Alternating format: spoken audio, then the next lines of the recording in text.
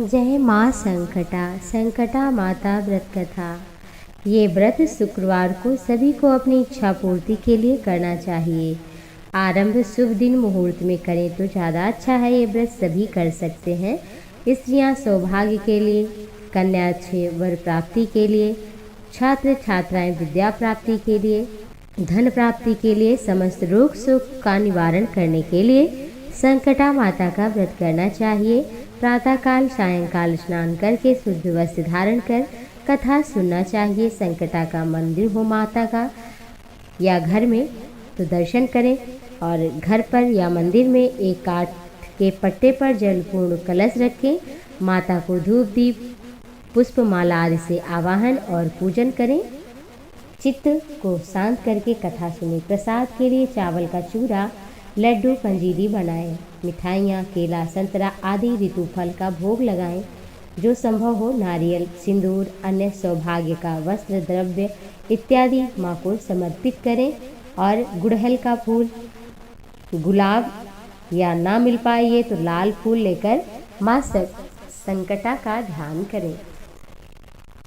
ध्यायेऽहं परमेश्वरीं दशभुजां नेत्र त्रयोदभूषितां सद्यः संकटतारिणीं गुणमयीं रक्तवर्णास्वाम् अक्षस्रगजलपूर्णकुम्भकमलं शंख गदां बिभ्रतीं त्रैशूलं डमरूं च शंखविधृता चक्राभयाढ्यां परां।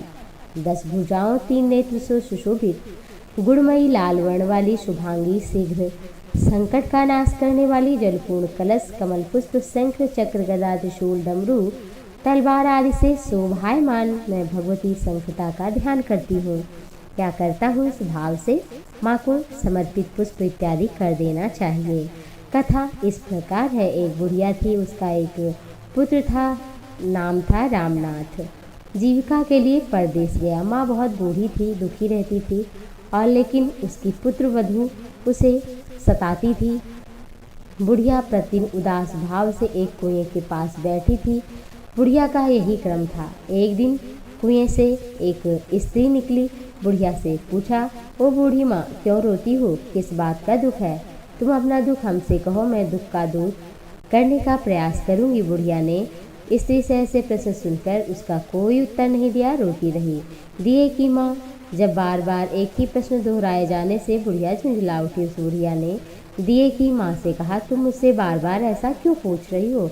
क्या सचमुच तुम दूर कर दोगी दुख? बुढ़िया की बात सुनकर फिर कहा, मैं अवश्य ही तुम्हारे दुख को दूर करने का प्रयास करूंगी। बुढ़िया ने जब ऐसा कहा तो आश्वासन पाया और बताया कि मेरा बेटा कमाने के विचार से परदेश चला गया है। उनकी उपस्थिति के कारण मेरी बहू मुझे बहुत सताती है। तो जो कुएं की स्त्री थी ये सब सुना तो कहा कि यहाँ संकटा के यहाँ वन में जंगल में संकटा माता निवास करती हैं। तुम दुख अपना उन्हें जाकर सुनाओ तो तुम्हें छुटकारा मिल जाएगा। वो दयालु हैं और सभी कुछ प्रदान कर देती हैं। इस तरह जो कुएं की स्त्री थी उनकी बात सुनकर बुढ़िया संकटा माँ के मंदिर जंगल में गई और चरणों में पढ़कर विलाप करने लगी। संकटा माँ दया भाव में आई। कहा कि तुम क्यों दुखी हो? बुढ़िया ने कहा, हे माँ, आप जगदम्बा हैं, सब जानती हैं। बुढ़िया की बात सुनकर संकटा माँ ने कहा, तुम पहले अपना दुख बताओ, दुखियों का दुख दूर करना मेरा काम है। संकटा माँ के ऐसे कहने पर बुढ़िया ने कहा, मेरा लड़का परदेश गया है। उसके घर में ना रहने से मुझे बहू बहुत बातें सुनाती है, उसकी बातें सहन नहीं होती हैं। बुढ़िया की ऐसी बात सुनकर संकटा माँ ने कहा कि जाओ तुम मनौती मानो संकटा माँ का, और यदि तुम्हारा लड़का वापस आ जाए तो तुम मेरी पूजा करना। बुढ़िया ने यही कहा और कहा कि भोजन कराना स्त्रियों को, और एक विधवा नारी को भी भोजन कराना, बूढ़ी महिला को भी भोजन कराना। संकटा माँ के कथनानुसार उस बुढ़िया ने घर आकर लड्डू बनाए। विचित्र बात ये थी कि जब बुढ़िया 7 बनाती तो अपने आप लड्डू 8 हो जाते। इस कारण से बुढ़िया बहुत ही असमंजस में हो गई कि क्या कारण है, कहीं गलती नहीं या भूल हो रही है, गिनने में 8 कैसे हो रहे हैं। इसी समय एक वृद्ध नारी के रूप में माँ संकटा प्रकट हुई और कहा, क्यों बुढ़िया, कोई उत्सव है? बुढ़िया ने कहा, आज मैंने संकटा माता के लिए सुहागिनों को आमंत्रित किया है। 7 लड्डू बनाती हूँ तो 8 हो जाती हूँ। बुढ़िया की बात पर संकटा माँ ने कहा, बुढ़िया स्त्री को भी क्या निमंत्रित किया है तुमने? बुढ़िया कहने लगी, नहीं ऐसा तो नहीं किया, तुम कौन हो? संकटा माँ ने कहा, मैं बुढ़िया हूँ, मुझे ही कर लो आमंत्रित। ऐसा सुनकर बुढ़िया ने उस संकटा रूपधारी माँ बुढ़िया को भोजन के लिए कह दिया। इसके पश्चात बुढ़िया के घर सभी सुहागनें आ गईं। बुढ़िया ने सबको लड्डू, मिठाई आदि भोजन कराया। संकटा माँ की कृपा से रमानाथ के मन में माँ पत्नी से मिलने की इच्छा हुई। सुहागिनों की भोजन करते ही उस बुढ़िया का लड़का परदेश से अपने घर आ गया। लड़के के आने की सूचना बुढ़िया को दी गई, लेकिन बुढ़िया अपने काम में लगी रही। उसने कहा, लड़के को बैठने दो, मैं सुहागन को जिमा कर आती हूँ। लड़के की बहू ने पति आगमन का समाचार सुना और पाकर समाचार पति के स्वागत के लिए प्रस्थान किया। लड़के ने अपनी बहू को देखकर सोचा, मेरी पत्नी मुझसे बहुत प्यार करती है, आई है, लेकिन माँ को देखो, वो सुनकर भी नहीं आई। जब पूजा का कार्य पूर्ण हो गया, सुहागिन भोजन करके अपने घर लौट गई तो बुढ़िया अपने बेटे से मिलने के लिए आई। माँ के आने पर लड़के ने पूछा, कहाँ थी माँ? माँ ने कहा, बेटा तुम्हारी कुशलता के लिए मनौती मानी थी, उसी को पूरा कर रही थी। जब इस तरह से कहा तो संकटा माँ की कृपा से लड़के के मन से अपनी पत्नी से प्रेम ही हट गया और कहा, माँ या तो ये रहेगी या तो मैं रहूँगा। बुढ़िया ने कहा, बेटा मैंने तुम्हें बहुत ही तपस्या से पाया है, तुम्हें कैसे छोड़ सकती हूँ? फिर क्या था, लड़के ने अपनी पत्नी को घर से निकाल दिया।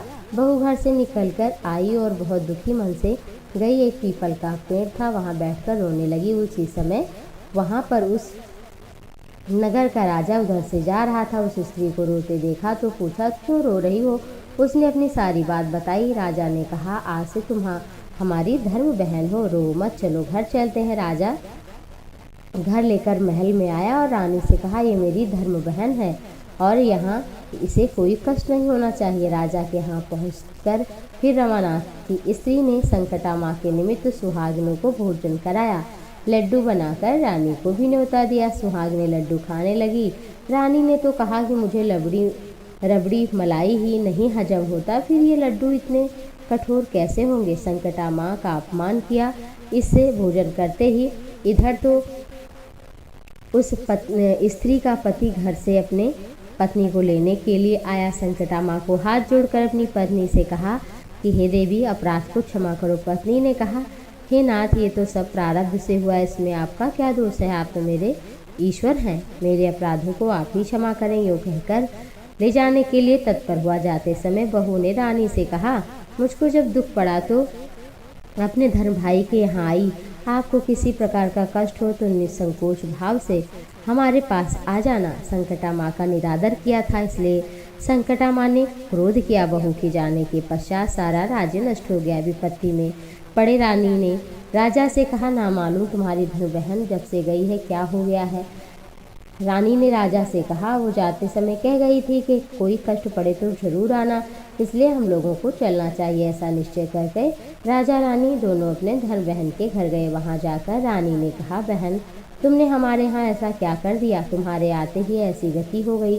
रानी की दर्द भरी बात सुनकर कहा, बहन मेरी तो करता धरता सभी कुछ संकटा माँ है, उनके अतिरिक्त कौन है, इसलिए मेरी राय है कि तुम भी संकटा माँ के लिए अपनी भूल के लिए क्षमा करो। उन्हीं की मान मनौती से सब कुछ हो जाएगा, समय सुधर जाएगा। कथनानुसार रानी ने श्रद्धा भक्ति भाव से संकटा माँ का व्रत किया, सुहागिनों को भोजन कराया, अनजाने में हुई भूल के लिए क्षमा मांगी। रानी के ऐसे करते ही संकटा माँ प्रसन्न हुई। रात में रानी को स्वप्न दिया कि तुम दोनों कल सुबह अपने राज्य को जाओ, वहाँ जाकर मेरी पूजा व्रत करो, मेरे निमित्त सुहागिनों को वहाँ भी भोजन कराओ। ऐसा करने से तुम्हारा सारा काम बनेगा, फिर से राज्य वापस मिल जाएगा। सुबह होते ही राजा रानी के साथ में अपने घर गया। वहाँ जाकर स्वप्न के अनुसार सारे कार्य किए। उनका बिगड़ा हुआ समय सुधरा, राज्य पाट उन्हें फिर प्राप्त हो गया। वो लोग पहले की तरह राज्य का सुख भोगने लगे।